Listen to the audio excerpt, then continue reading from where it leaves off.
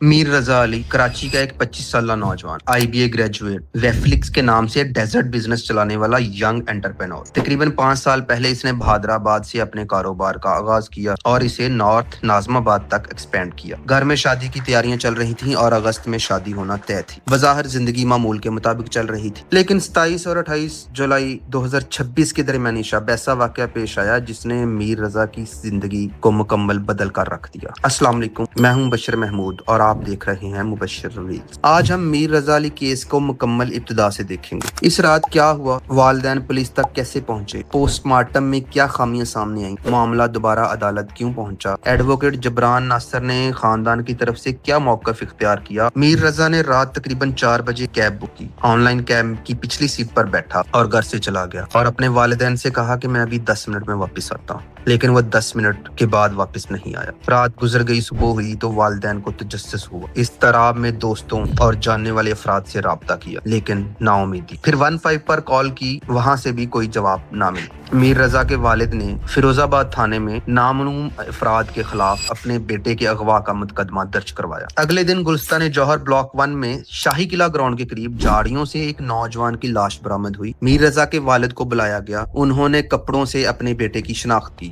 کراچی کے نوجوان میر رضا کی لاش ملنے کے بعد کیا کیا ہوا؟ تفتیشی ذرائع کے مطابق میر رضا کی لاش کی اطلاع 29 جولائی کی دوپہر 12:36 پر ملی۔ دوپہر 2 بجے سے قبل ریسکیو اہلکاروں نے لاش کو جناح اسپتال منتقل کیا۔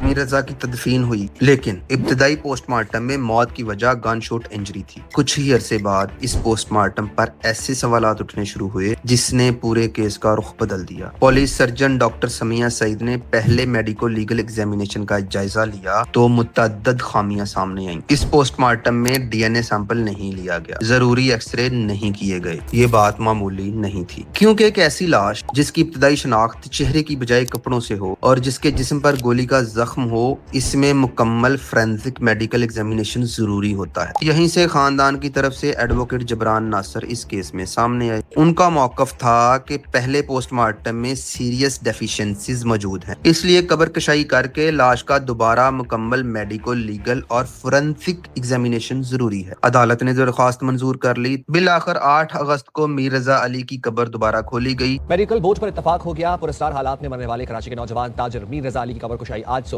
11 بجے ہوگی۔ قبر کشائی کے لیے عدالتی عملہ، مجسٹریٹ اور 2 میڈیکل بورڈ کے ارکان قبرستان پہنچے۔ اس مرتبہ کئی نئی اہم فائنڈنگ سامنے آئیں۔ میر رضا کے سر اور چہرے پر ملٹیپل انجریز ڈاکیومنٹ ہوئیں۔ ہڈی ہے یہ، تو یہ بریک ٹوٹی بھی ہے، یہ چیز ٹوٹی بھی ہے اس کی، یہ یہاں پر یہ چیز ہڈی اس کی توڑی بھی ہے۔ ایڈوکیٹ جبران ناصر نے سیکنڈ پوسٹ مارٹم کے بعد خاندان کی طرف سے موقف اختیار کیا کہ سامنے آنے والی فائنڈنگز کی روشنی میں معاملے کی مکمل مرڈر انویسٹیگیشن ہونی چاہیے۔ اسی دوران سوشل میڈیا پر ایک بالکل مختلف کہانی پھیل گئی۔ دعویٰ کیا گیا کہ شاید میر رضا علی مرا ہی نہیں۔ انویسٹیگیشن ٹیم پر خاندان کے اعتراضات کے بعد نئی انویسٹیگیشن ٹیم تشکیل دے دی گئی، جس کی سربراہی DIG عامر فاروقی کر رہے ہیں۔ نئی ٹیم نے کرائم سین دوبارہ دیکھا۔ ایڈوکیٹ جبران ناصر نے ابتدائی انویسٹیگیشن میں مبینہ غفلت کے ذمہ دار پولیس اہلکاران کے خلاف انکوائری کا بھی مطالبہ کیا۔ 15 اگست 2026 تک سامنے آنے والی معلومات کے مطابق میر رضا علی کی موت کے مقدمے میں کسی شخص کے خلاف قتل کا الزام ابھی عدالت میں ثابت نہیں ہوا۔ البتہ انویسٹیگیشن میر رضا کے بزنس سرکل تک ضرور پہنچی۔ اس کے بزنس پارٹنر محمد احمد سے پولیس نے پوچھ گچھ کی۔ 15 اگست کو عدالت نے محمد احمد کی انٹرم پری ریسٹ بیل کو 24 اگست تک ایکسٹینڈ کر دیا۔ اس کے لیے